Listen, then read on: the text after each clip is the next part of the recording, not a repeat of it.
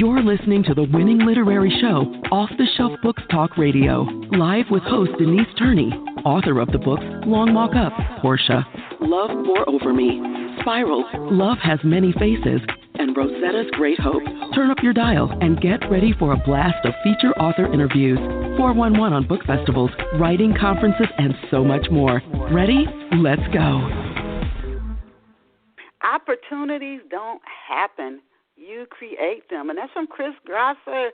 You know, that was a hard lesson for me to learn. We got an author on deck. We're going to explore his book. And what a timely topic for this author's book has for today, especially with this COVID-19 and some of these issues getting better. Hopefully those of you tuning in will be blessed and see some benefits and maybe in your own personal life from what he shares from the book that he wrote. But I just want to repeat that quote one more time. Opportunities don't happen. You create them. And that's by Chris Grosser. That's something to remember because sometimes we get caught up in magical thinking and we just want stuff to magically happen.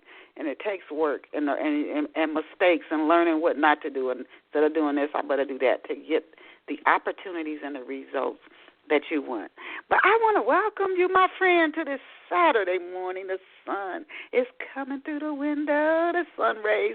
This November 21st, 2020, if you're in the United States, you know next week is Thanksgiving. So I want to say happy Thanksgiving to you because by our next show, Thanksgiving will be past, and so will Black Friday. For those of you who get out and do your shopping, whether you're going to shop online or you're hitting the stores. I think I'm going to go into the stores this Friday. But I want to say again, welcoming you to those 16 years with us.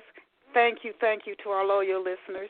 Those of you that might be your first time catching the show, you are listening to the Winning Book Radio Show, Off the Shelf, and I welcome you again to this Saturday, November 21st show. Before we introduce you to today's guest, and I'm excited about the show, I was doing an interview on another show last week, and I told the host, I said, I learned something from every guest who comes on Off the Shelf.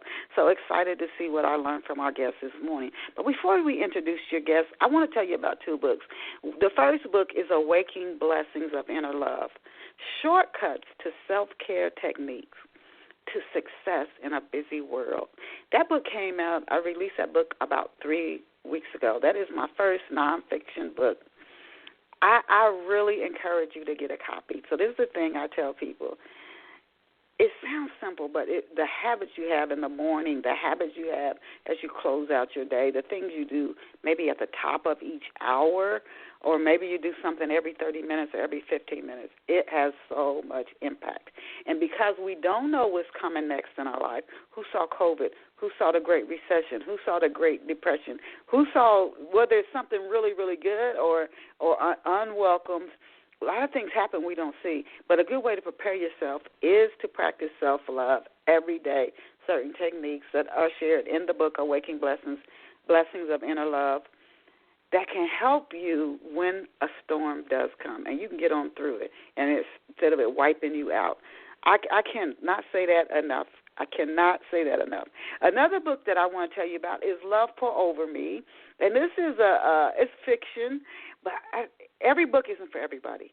But if you love mystery and suspense, and you also love romance, I would really encourage you to get a copy of Love Pour Over Me. There's a guy in there. His father has untreated alcoholism. He goes to college, and he witnesses a murder. He has nothing to do with it as soon as he comes on campus. Then he meets these four friends. They're friends for life.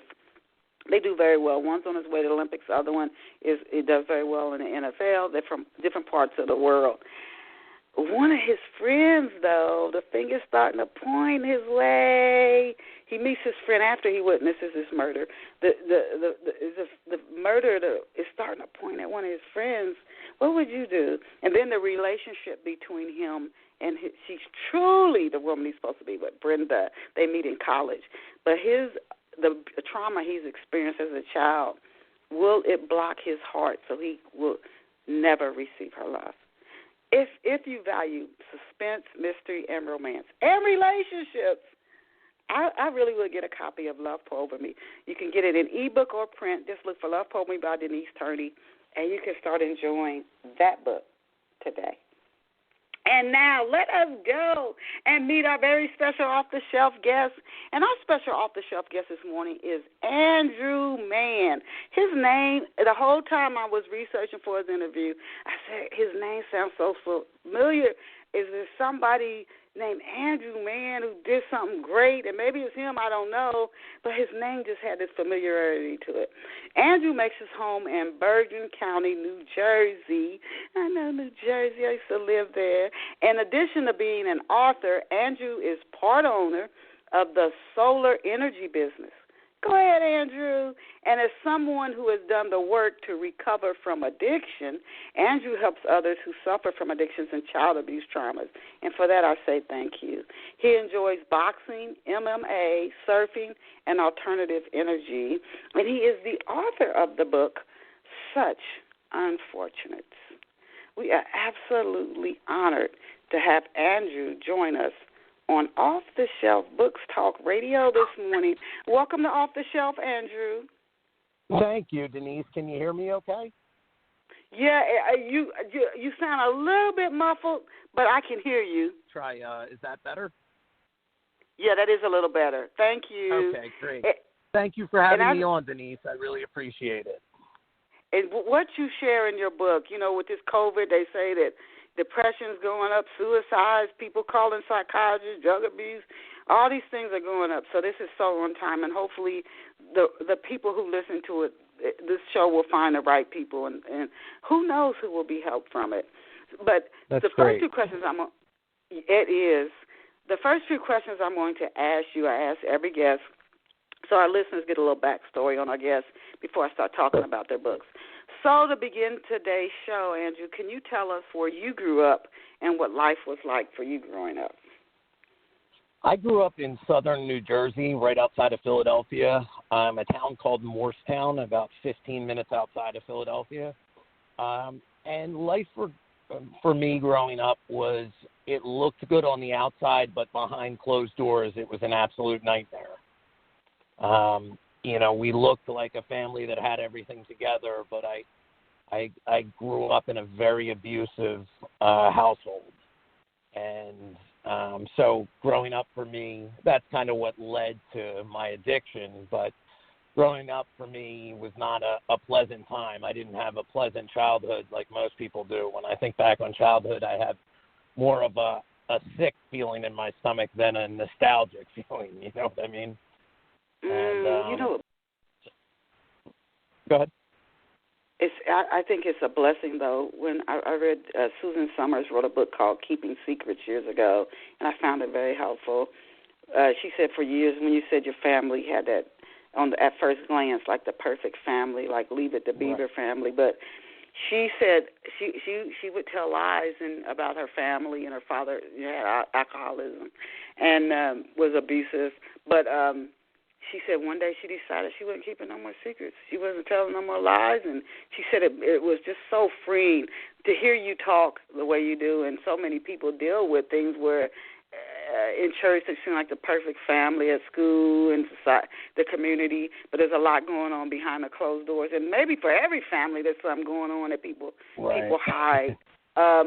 It's just it's refreshing when people come out and say, "Look, I'm not hiding. You can keep hiding if you want to, and I'm gonna tell it the way it is." So it's refreshing, and it could be freeing for a lot of people who are keeping secrets. So I thank you for that. Now, as a kid, was for me. Oh, I can only imagine. Oh, okay. Again, I'm going back to what she said in her book. She said she used to tell a lot of lies, and she said it was just so freeing. As a kid, Andrew, when you were a little boy, what did you dream of becoming when you grew up? What did you want to be when you grew up? You know, I didn't really have. I wanted to be something famous. Was the one thing. I wanted to be something where I could get away from my present situation and move out to California. So I wanted to be something famous is really what I wanted to be. But as a child, I didn't really look up to, I didn't say, I want to have a career as a doctor or a lawyer or something like this. I was more concerned about surviving through the next day I had developed a really bad anxiety problem, and I really, as a child, I would believe I was going to die every day. I was having panic attacks, and so I would believe I was having a heart attack. So I wasn't really thinking about future goals. I was more thinking about how I was going to survive the next day. Wow. Oh, my goodness. Yeah. So you just wanted to do something, you said, where you would be famous or but nothing in particular. But you've gone on to do some pretty fascinating things. Who or what inspired? You wrote a book. You know, a lot of people go through a lot of things. They might get on stage and do motivational speaking based on the experiences, like things you've overcome, but not sit down and write a book. Who or what inspired you to pursue writing and to actually your appreciation for books? Counselor of mine and a few family members of friends who have died from addiction came to me and they asked me, you know, how were you able to do it, but my son wasn't? And when I talked to this one mother in particular, she's like, after talking to you, I feel so much better. She's like, I've been holding all this inside, and if I could have just talked to you 2 years ago, it would have saved me so much grief. And she was like, you have to share your story with other families that have gone through this. And so that was one of the motivators. And then I had a counselor where I turned in a few pages of writing, and she was like, you have to write a book. Your story is amazing, and it needs to be told because you'll save people's lives. Wow. And you know what? A book you can read in private. It's an e-book. Nobody even has to know what you're reading.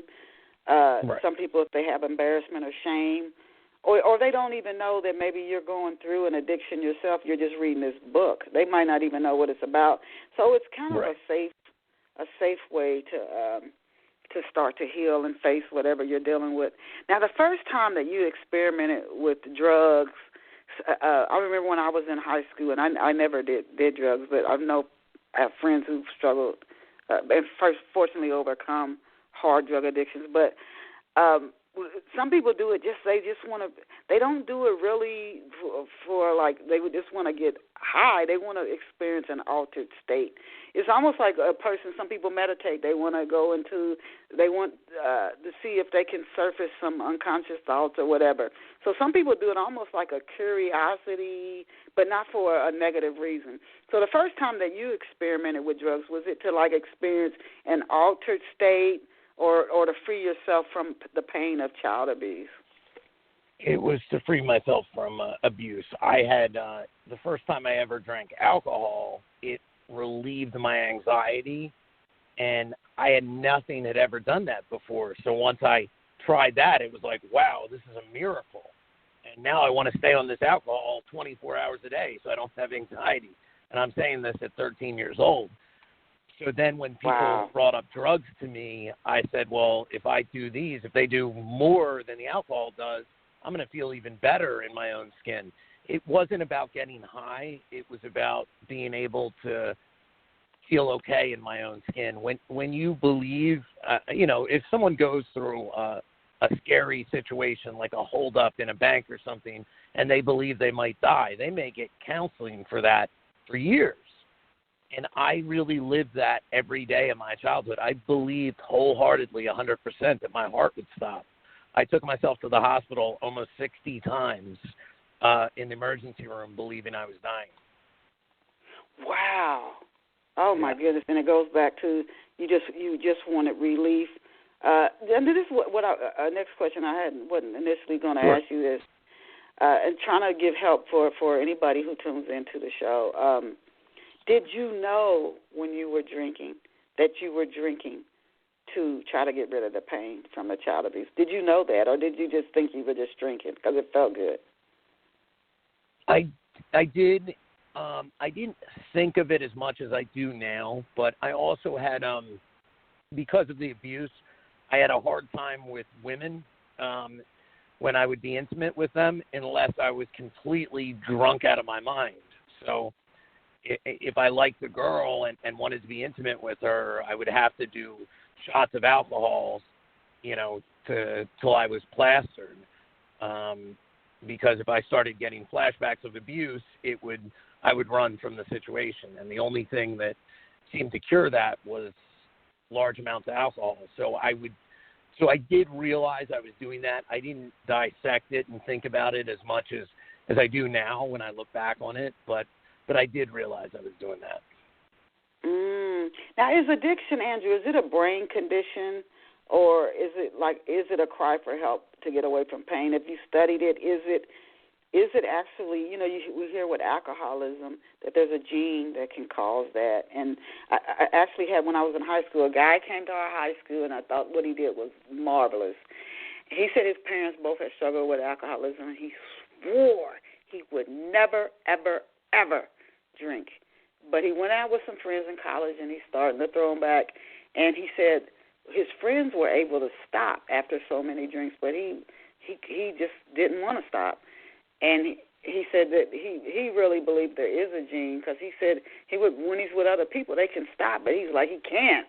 And so, but he was telling everybody in school just to be safe. What is it? An ounce of prevention is worth more than a pound of cure. He said, just don't drink at all. Because you don't know what you don't know when you start doing something. For you, it could be decades before you come out of it, if you do. For somebody else, they can just do it sometimes and then stop. But maybe you can't. So he was going to all these schools telling people. He said to this day, if he sees a commercial with liquor on it, his mouth starts watering. He said, I'm telling you, just don't do it. So and that sounds like a gene or a brain condition. Is it like a gene or a brain addiction for it? And there's so many addictions, different kinds, food addictions, and we can just go on and on and on. Is it a brain condition? I'm not 100% convinced on that. I believe it could be in some aspects, but in my case, what brought this on, if I had been, I believe this wholeheartedly, if I say I was adopted when I was born and I was raised in a loving, healthy family without abuse, I don't think I would be an addict today. Oh, okay. Because I ended up, and the reason I deducted this was when I ended up homeless on the streets of Camden, New Jersey, there were a bunch of other addicts that had gotten that low in their life. And the only thing in common that we all had, we were all different sexes, different races, different ages, but the only thing we all had in common was a very abusive childhood. That's it. And, even when I went to all these rehabs, people would say, well, I wasn't abused in childhood. And then they would get out telling their story, and it was like, oh, yeah, wait a second, I was. And some people black it out. And what happens when a child gets abused, their brain, a doctor explained this to me, their brain won't develop like another child's brain would. So if a child is abused, they don't develop the right amount of endorphins and dopamine and serotonin and norepinephrine that another child would. So when that child wakes up, he's excited about his day. He wants to be successful. He's thinking about the future. The other child wakes up. He's like, oh, my God, I got to go to school again. I got to do this. They're just getting by in school. They'll be class clowns and act out because you need some kind of extra stimulation. And they're the ones that go into smoking cigarettes in the beginning and any type of alcohol. And I've seen a connection between it. Could there be a gene? There really could be, especially with alcoholism. I really don't know a ton about it enough. But in my experience, the one commonality between addicts was the abuse, and that is how we fix the addiction. That's how I've come. The rehabs just want to take the drugs away and then put the person back on the street, which is great. But if they don't work on that problem inside of them and get it out and get healing for it that made them use in the first place, they're more than likely going to go back to addiction. And because the issue's still there. The problem is still there. Yeah, that makes sense. I heard a study on people who are in prison. They said how many were abused as children. And we don't do enough to protect children. Children can't vote. We just look at them as little people. They don't have the power to knock you hit them, they're too small to knock you down. So they don't. Right. They're not physically a threat. They don't have jobs. It's like and there's just not enough done. It has to be spotlighted. It is not enough. And then when a person who was abused grows up and they act out, they're punished, and it's like, well, where were you when I was a kid? Exactly. Where were you when I was a kid being abused? Now you're all over me. That you picked that up. Yes. And so they're abused again by the system, basically. Yeah, and so when were you when you could have helped me to prevent all of this? I was just a little person, and you had no regard for it. Now, did you go to the doctor right after you had your first anxiety attack? I'm told having an anxiety attack feels like you're actually having a heart attack, or it feels real. Did you go right away? And if so, were those doctors helpful? And the thing was, when I went to the doctor, his solution was Xanax. So at 13 years old, he put me on Xanax, and Xanax is an addictive benzodiazepine that once you start, you can't just stop it. If you stop it immediately, you could have seizures and actually die from benzodiazepine withdrawal. So I didn't know what I was getting into. What the doctor should have done, I did need that because I was in such a panic state, but I should have used it only when I got into panic attacks instead of every day. The most you should use a benzodiazepine, I should have maybe 3 days at a time, because if you go past that, your body becomes physically addicted to it. So even if you're not having anxiety, you still have to take it so you don't go through withdrawals. And the problem is when you're 13 and you're drugged up on Xanax, it numbs you out to the world. It makes you a shell of a person to who you are. You don't feel the same emotions. It numbs all these good things about you. So it was just a shame as a child, I'm just to be able to go out in the world, I'm having to numb my body. It was an awful experience. And I became addicted to those Xanax. Was really the first drug I became addicted to at 13.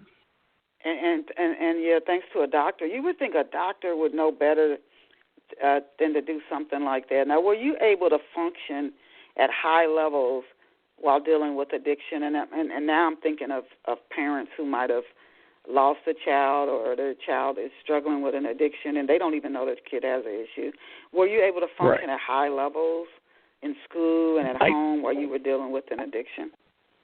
No, but I'll tell you something that was interesting that did happen. When I first discovered opiates like Oxycontin and heroin, Oxycontin was really the first opiate I discovered. When I took that, it normalized my brain chemicals, where other people would get high off of it. When I took it, it was like the answer to my prayers. My anxiety went away. I felt normal. And I actually was able to get A's in school. I had dropped out of regular college and I was going to community college, and I was able to get A's for the first time in my life being high on Oxycontin, and a doctor explained it to me too, that for someone like me, that would normalize chemicals in my brain. So I was motivated in the morning. I stopped smoking. I stopped drinking, all these things, and I would just take the Oxycontin. And at that point, I really didn't feel like I was a drug addict because I was taking a pill from a doctor. But, I couldn't just stop taking it, and it was a very dangerous drug. I could have overdosed and died. But it did normalize whatever was in my brain that made it impossible for me to. A day at school was so overwhelmingly boring to me before that I couldn't sit there and concentrate. But under the influence of Oxycontin, I was able to, and I got straight A's. So that's interesting. Yeah, because I always think that people seem really sleepy with opiates and like they could hardly function. That's interesting. Like you said it for you. That was the effect that it had on you. Now, how can we stop addictions that stem from prescription drugs? And they seem to start out very innocently. A doctor prescribes you the drug, and now you're hooked. Yes. How can we stop? they've cut down a lot on doctors prescribing it. At first, what these pharmaceutical companies did was absolutely awful.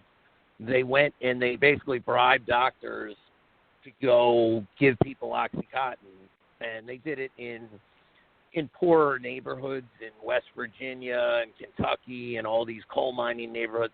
Somebody came in with a headache, they were going out with an OxyContin prescription because the doctors were getting paid by Purdue Pharma.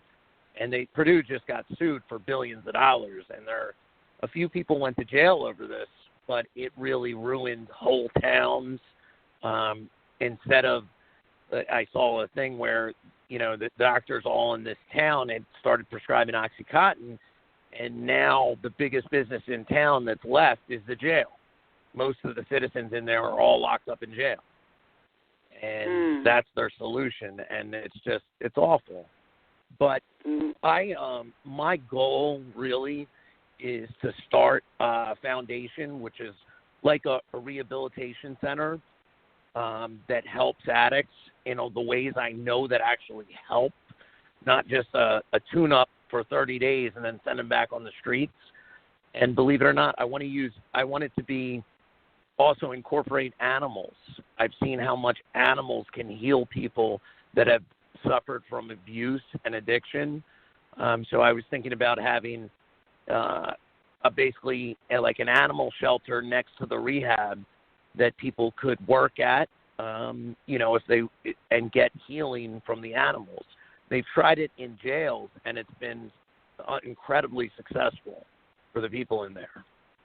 Yeah, a group that I'm in, they do like with people in the military who have PTSDs and giving them like a dog, and I forget what the name of the program is. And some of them have been, gone to prison, but they say it's one woman. She said her brother probably said he couldn't function without his dog.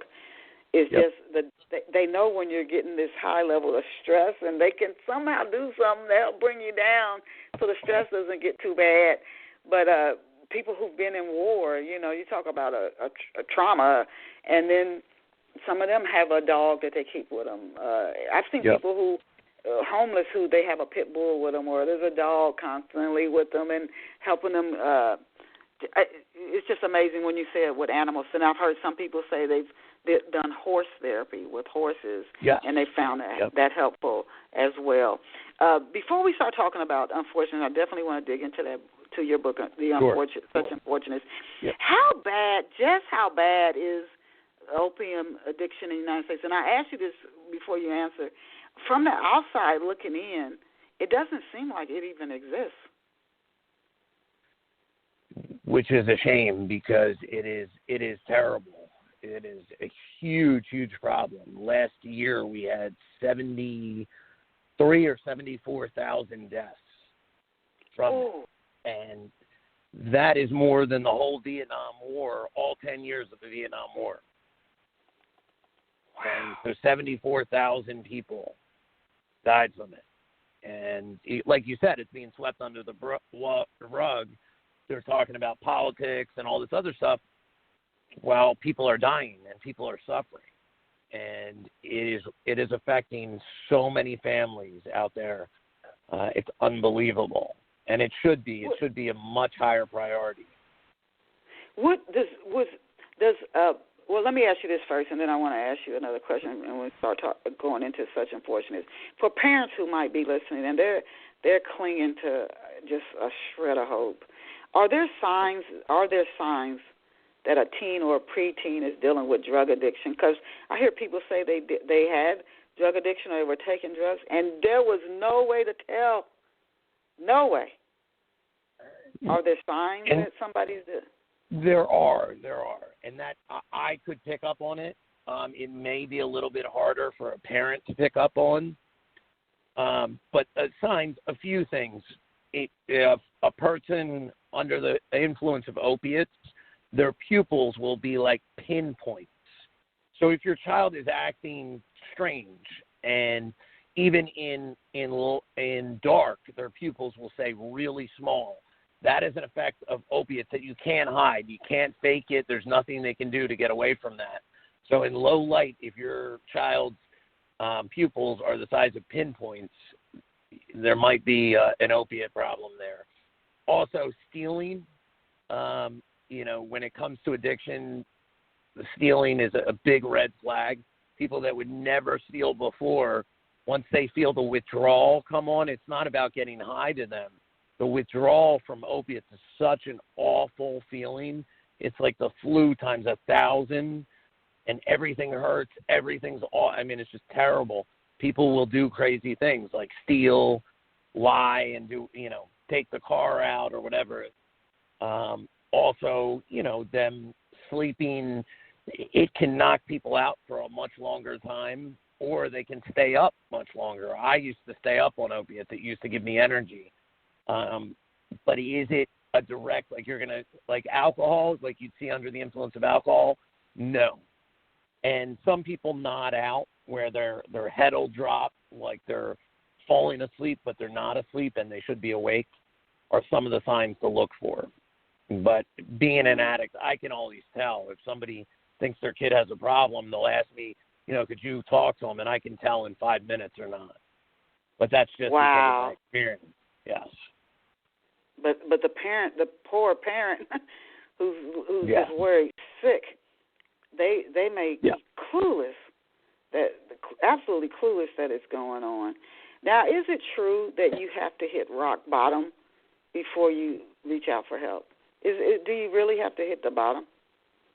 I don't believe that. The reason they say that, I understand why they say that. The addiction, for somebody like me, the drugs gave me a freedom from, I really felt like I was living in hell. So when I took the drugs, it was like, oh my God, I feel great. I feel like everyone else does. I want to live like this all the time. But the problem is the drugs, they're illegal and they're expensive and you can get overdose and you don't know who you're buying them from. So it's not a good thing to do. So I couldn't just keep doing it. And that's wherein lies the problem with it. And I don't know. It's a hard situation. It's hard to tell. What was your last question before that you were asking me again? I'm sorry, I lost track of it, what I was saying. No, I was just asking you if you had to hit rock bottom, and you said most people think you do because they feel it needs to be something so dramatic that you will not want to change unless it's really painful. But I have known people that just go through some uncomfortability and their family gets upset with them and says, listen, you have to change your life, and have done it. But the majority of people have to at least hit some pain to want to change and not take those drugs anymore. The main problem is the amount of time. If a person, say they go for just 30 days and they get out of a rehab and they come right back to their neighborhood around stuff, your brain takes a while to get out of that thinking addiction problem, at least 6 months, 6 to 9 months. Wow. And I want to develop a treatment center where people stay at for 6 to 9 months. So then when they get out of there, they're strong enough to go back, because it's just a waste. We bring them in for 30 days, they go back to their same neighborhood, and within a day they're using again. Yeah, I was going to ask you if rehab really worked, because you see people go back and back, and some people finally, I'm thinking about, she was on One Day at a Time, a TV series, and she wrote a book, and she went through a lot of bad addiction, Mackenzie Phillips, and how many times she went in and out before, and now she helps other people, but it does seem like a revolving door. So when did you start writing such unfortunates? How old were you? How long had you been sober? Did you write the book while you were in therapy? When did you start writing? I started to write a few pages while I was actually in a treatment center, just of my life story, and that sort of led to me writing it. But I had over 2 years of sobriety when I started writing it. And like I said, I had a friend of mine who overdosed and died, and then another friend overdosed and died really young, used tried heroin one time, and his first time trying it died. And his mom came to me and asked me, like I said, and that's when I decided, I really have to do this and get this story out, even if I can help just one person. And so I started about 2 years into sobriety is when I started writing it. So tell off-the-shelf listeners what some of the topics and some of the things that you take on and write about in Such Unfortunates. Sure. I start the book out, and I give you an idea right from the beginning of what addiction's like. You get to see the end result of what happens to people in addiction. In the beginning of the book, it's very, very hit you in the face. This is what happens. Then I go back through, and I start out through my childhood and develop how this addiction came about and what were some of the consequences I dealt with because of abuse. I go through some of the trying to have a normal relationship with a female. And I talk about going to doctors, seeking help. And then once I get into the addiction, I talk about also the rehabs I went to and why they didn't work and what needed to be different if it was to work. And then finally, when all hope seems lost, people that I still to this day consider angels came into my life and really helped me through this. Without them, I wouldn't have been able to do it, and one in particular. And so that was another reason for writing the book. I wanted to honor them because a few people had gone out of their way, people that didn't even really know me, and it was such an amazing thing for them to do that I wanted them to be recognized. And so that was another reason for me writing the book. But the majority was to help people with addiction avoid going through what I went through. So when you start the book out, do you start it out, and I'm thinking each book is different, whether a child called It. I read that book and it was like, oh, my God. But when you start the book out, do you start it out talking about happy times? Well, no, you said your childhood you didn't have those happy times. Some people start out talking about what their life was like before the addictions, and then they go into it. Was there like any period in your life in your childhood, where you could say it was somewhat normal? Do you introduce the reader to that? And if there was no such time, then you wouldn't. Yes, I do. There were some normal aspects of my life that, really from the outside, we looked like a completely normal family. So I introduce that, and I talk about it. In the very beginning, it's me while homeless in Camden, and I explained to people where the title came from, Such Unfortunates. I used to go to AA and NA meetings even before I ended up getting sober. I still go to some, but I used to go to them AA more instead of NA. Now it's more NA. But in the AA meetings, they would say this phrase, and it's about these people called Such Unfortunates. And they're these people that are just too sick that they can't be honest with themselves about the addiction, and they're just going to, use and die, and they have no hope.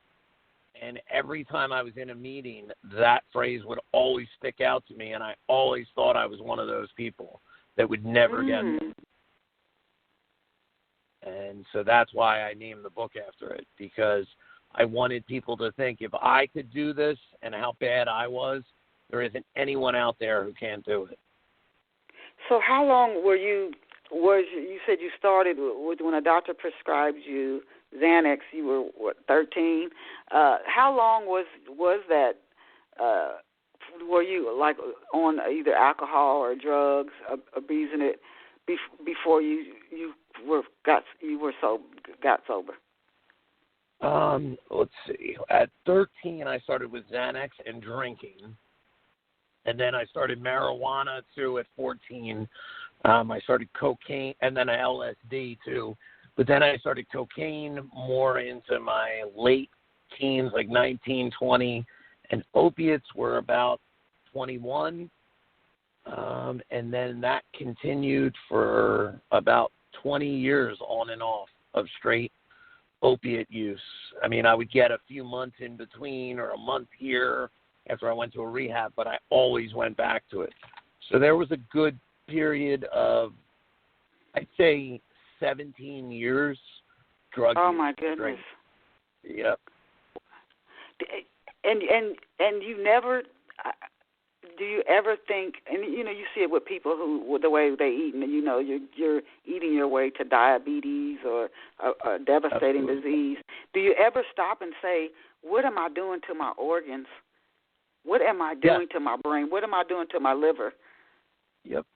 I did all the time. I would, and I would just, but the driving factor of when you hate being inside your own skin, you feel like a prisoner in your own body, and there's nowhere you can go to escape it, and it's just so uncomfortable, and the only way you can make that bearable is by taking this drug. You're like, it just overrides that feeling of how bad how bad it is for your body. And what are the top three things? I'm going back again to Mackenzie. And she said one of the things she feared was living life sober. She just thought it would be horrible. So what are the top three things that people fear about being sober? They're really afraid of it. Like, oh, my God, I couldn't imagine it. Well, what are the top three things that people fear about being sober that really aren't worth being afraid of? The first thing is having to deal with like a problem or say a breakup in a relationship or a heartbreak, something like that. While being sober, you feel while you're under the influence, you need these drugs to deal with things like that. Even getting up and being motivated for the day, if you don't have these drugs in you, you're not going to be motivated. Life will be a miserable, boring, dark place. It's not the truth, but in your head, it really feels that way once you get addiction. And so that incentive, it's like, why am I going to get clean to live in a misery? And that's another reason why, there needs to be enough time to really heal the brain out of addiction before putting somebody back into the lion's den, so to speak. How in the world? I'm listening to you, and I thank you again. We're speaking with Andrew Mann, and he's the author of the book Such Unfortunates.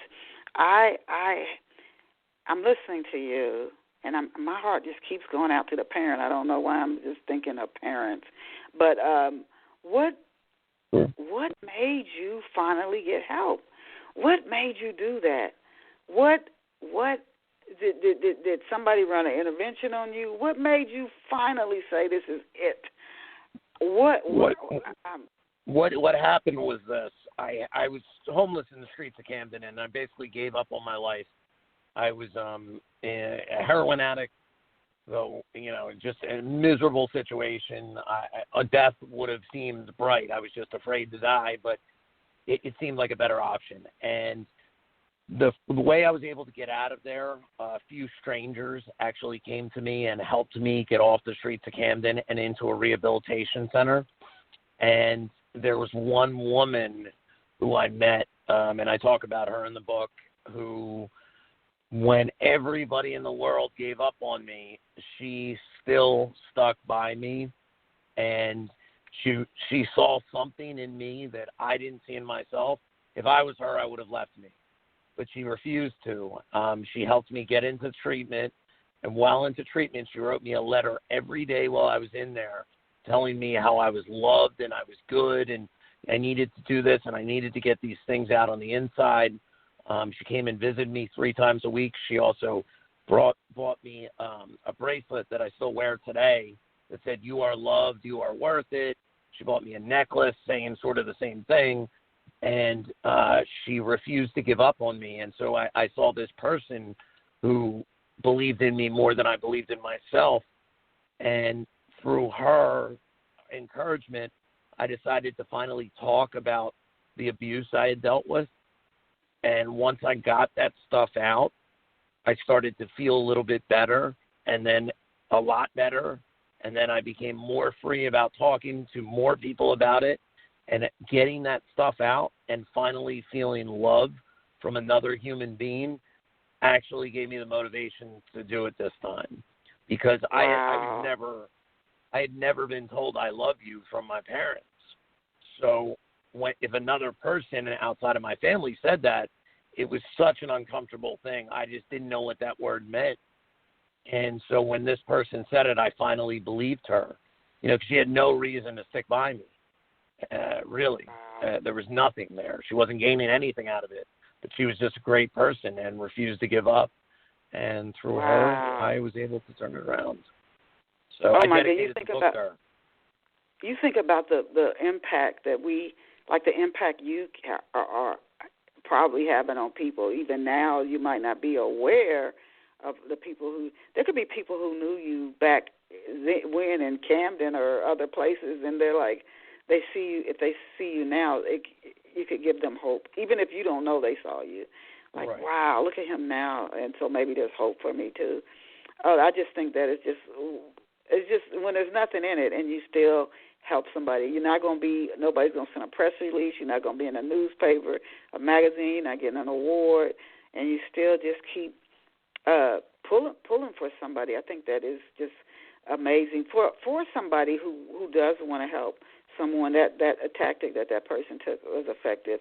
But how could you help somebody who's been resisting help? If they really don't want help, is there like nothing you can do? You just have to wait until they want help? How could you help somebody who's struggling right now? That's a really great question, because it's a really tough one. Because if somebody doesn't want to help, everyone out there will tell you it's impossible. And I tend to agree with that, but I don't think anything's impossible through my own story. I just think they haven't met the right person to give them motivation to get clean. That's why I want to start this center. I want it to be free, that people can get there. And I want it to involve, when people go through and they get clean, I want them to be involved with this. I want to have one in every state, to be honest. I've actually written to politicians. I wrote to Bill Gates. I started a GoFundMe. But I want to get one started first, and I want it to be people could come there even if they don't have money, and then they would live there afterwards until they were ready to go back into society. But we would heal the trauma within them. And I want people to be advocates to help other people get into recovery, because the one thing that helps me stay clean is helping other people that are suffering with addiction. And if I can be if someone can look at my life and say, you know what, he's got a pretty good life now. I'm an addict and my life's terrible. I don't want to do drugs, but if I could have a life like him, it might be worth it. Maybe I'll go about that. And then they come to a place where, people are, they're willing to be around other addicts that are doing the right thing, and not just a place that's run by people that don't know about addiction, that are just being paid by the state to be there. And as soon as their state money runs up, they're kicked out the door. I actually want to care about people, and that's another reason I believe animals can have a huge impact, because a lot of addicts have not had the right amount of love. And an animal, addiction's a very selfish disease, as you have to be selfish to be an addict, and that's when you help raise an animal, you have to be unselfish. So it gets them out of that, and then you feel the love back from the animal, and it's a win-win for everybody. Wow. Oh, my goodness. And I've definitely prayed at your program. And it sounds like because you rehab, I guess people think in 30 days, and I've heard this said, in 30 days you can break a habit, 30 days you can create a habit. And I guess that's where that 30 days with rehab comes from. They think after 30 days, but I've also heard people who struggle with addiction say what you're saying. 30 days you go back into the same environment, and boom, you're doing you're right, you're doing it again. You're right back in the, so it's like it's not 30 days, is maybe not long enough to really cause a big enough change. And how easy or difficult, Andrew, was it for you to revisit the past and write the book Such Unfortunates? It was difficult. It was painful to have to admit things about my family, like you said about the woman in the beginning. It's just that I'm telling the truth. I don't care what happens. That's really what I had to do. And, and I had to, for my own, I had been holding a bunch of lies in for other people at my demise, sort of. And I had to be truthful, and I was, and I just let it all out. And, that was very healing for me, but it was very difficult to write it all out and to share it with the world, so to speak. And so it has been, it wasn't easy, but it was a good thing. Once I got it out, I felt it was like getting another brick off my back. Are there signs, these two questions on this topic, are there signs of child abuse? The parents who are abusing the kid definitely aren't going to report it. But if a neighbor sees something, and by law you're supposed to, by law, report child abuse. Legally, it's a crime to just turn and walk away. You're supposed to report a crime when you see a crime. But are there signs for a neighbor, a grandparent? Are there signs of child abuse? And I'm talking beyond bruises. We know bruises. Right. But beyond a bruise, are there any other signs that a child's being abused? Yes. And one, I think, is in this behavior. If a child becomes sexually active way before they should be, in kindergarten, I was coming on to my adult teacher in kindergarten, and sexually. And if a child is being sexual at that age, there is something behind it. The kid is learning it from somewhere. And that was one of the signs. Another, if the child is doing self-harm, I would hurt myself as a child on purpose. And normal children don't want to do that. And a child that's got a very bad, another common theme was a lot of kids had a lot of people that have addiction have learning disabilities. There's what they call it. But what I think it is when you're abused, your brain just not having the right amount of chemicals as other people do. And being in class for you everything is 10 times harder when your brain chemicals aren't right. It really is. It's like I didn't even know how depressed I was because I had never experienced happiness. When I first felt happiness and felt normal, I was like, oh, my God, if I felt like this, I would have never had any problems in life. And then I started to realize most people feel like this normal. And so now I realize why they weren't out drinking and doing all the crazy things I do, because I felt great in their life. Not always great, but if you felt the way an addict or a person that suffers with addiction feels inside their body, you would understand why they're looking for a chemical to get out of it. And so that's basically how I thought about that. And what can each of us do? Of course, and I don't want to repeat this, if you are aware of the sex, slave trafficking, child abuse, you're supposed to report any crime. Yes. You can't just say, I'm not involved, and turn and walk away, because that's a crime in and of itself. You're supposed to, by law, report things when you see them. What can each of us do to stop child abuse and to help a child who has experienced it, and in a way that the child remains safe? So if a child's being abused and their parents are extremely violent, you don't go up to the parent and say, you better stop abusing your, because then the kid could get beat that worse. Do it in a way that the kid's safe and the kid is not put in harm's way. What are some tips to do that? Well, I would, exactly what you said, I would not go to the parents and threaten them or get the kid in any more trouble, because if the parents are already willing to abuse the kid, you could imagine what's going to happen if they get, they're feeling that they're going to be more angry at the child, and it's just going to get taken out on the child. I would go to either someone in law enforcement or someone at the school, someone you could trust, and say to them, I feel there's something with this child that isn't right, and explain what you feel. I mean, you could know, other adults, there were things that I did that other children weren't doing, and should have been red flags, but nobody picked up on it because we seemed normal on the outside. And if a child is dealing with even emotional problems to an extent that you can see or are out there, there's a lot of times there's something behind that. And a lot of the addicts I met had dealt with severe emotional difficulties in childhood. So it's setting a child up for addiction if they don't get help. Yeah, so just in asking a child maybe simple questions like, I guess you could say, are you getting enough sleep at night if they always seem sleepy, or ask them why they do something like you said with the sexual, asking them, where did you learn that?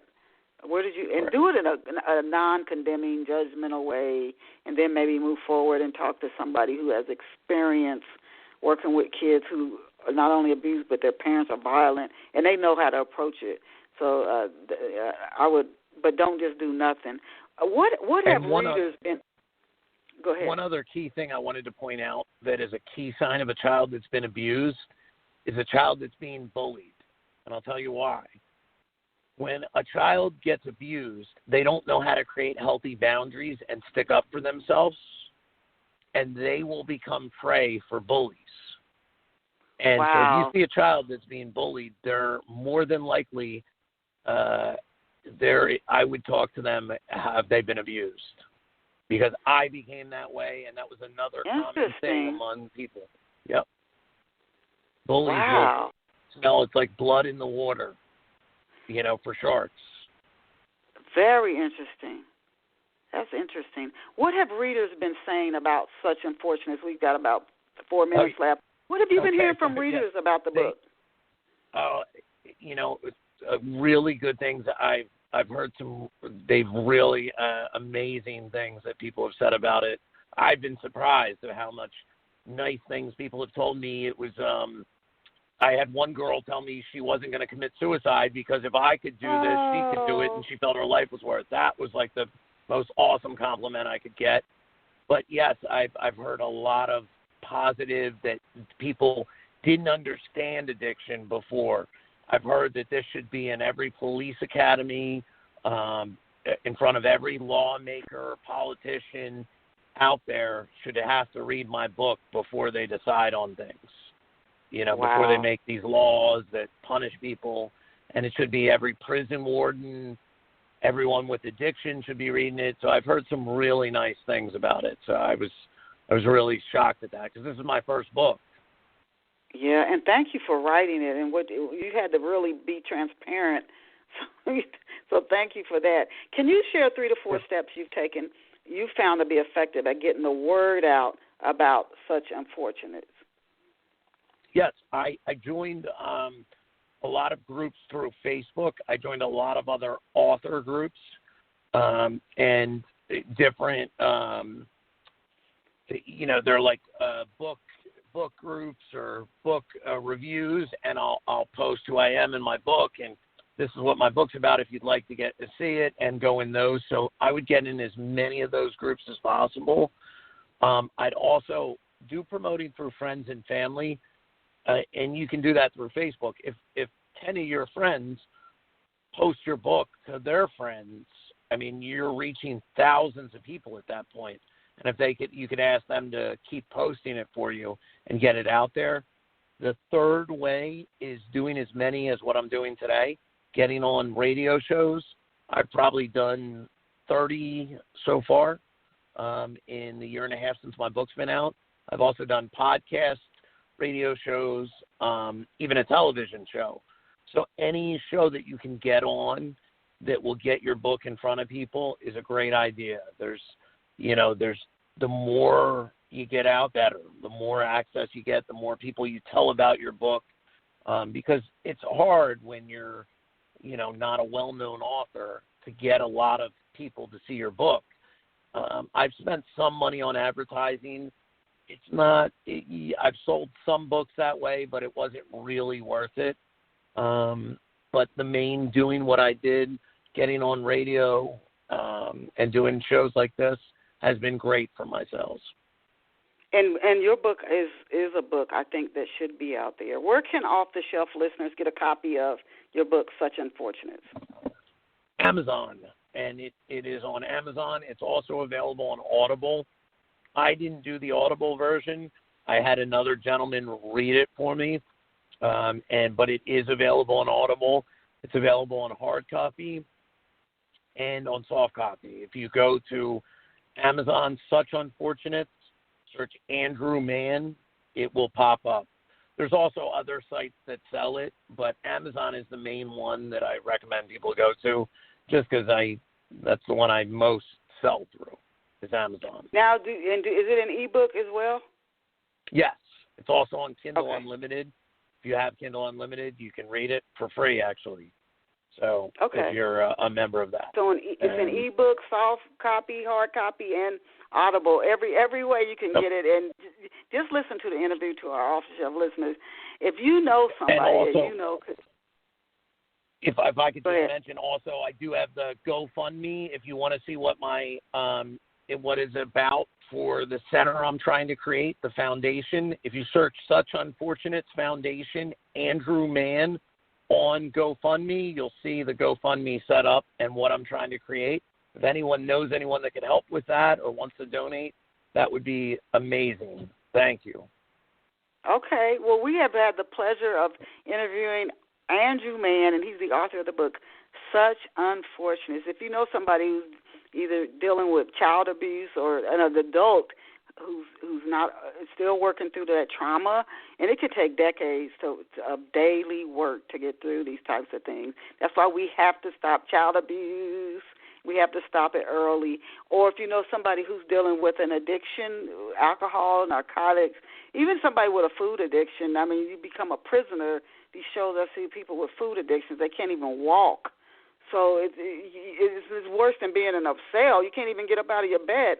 Anybody dealing with those type of addictions because of a trauma from their childhood, Such Unfortunates could be so helpful. And then the foundation that Andrew Mann is trying to start. So, again, Andrew Mann, Such Unfortunates, ebook, Audible,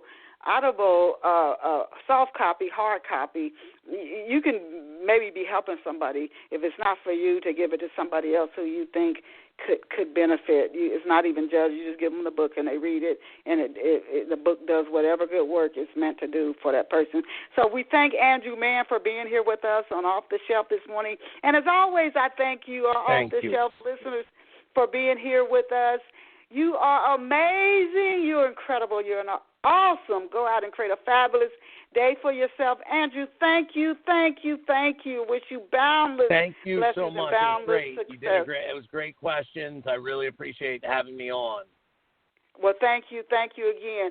And to our listeners, see you back here next Saturday. Happy Thanksgiving, everybody who I know we're global, but those in the U.S., happy Thanksgiving.